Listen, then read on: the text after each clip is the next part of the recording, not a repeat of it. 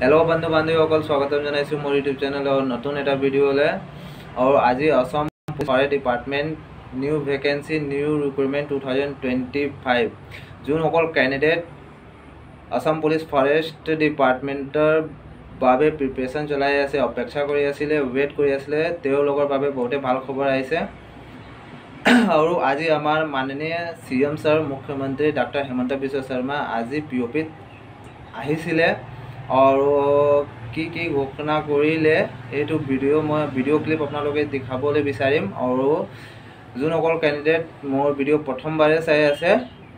मोर video like करिब comment करिब share करिब जिमानলৈকে पारे शेयर करिब जय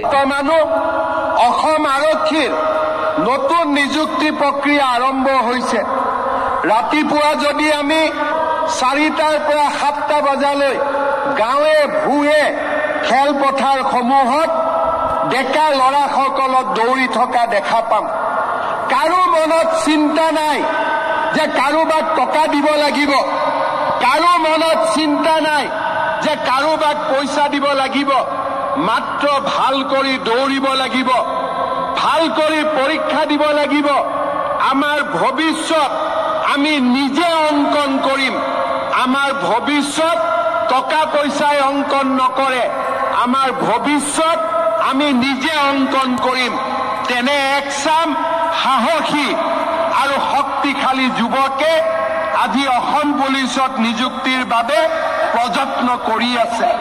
অহা অক্টোবৰ মাহত অসম পুলিচৰ নিযুক্তিৰ প্ৰক্ৰিয়া আৰম্ভ হ'ব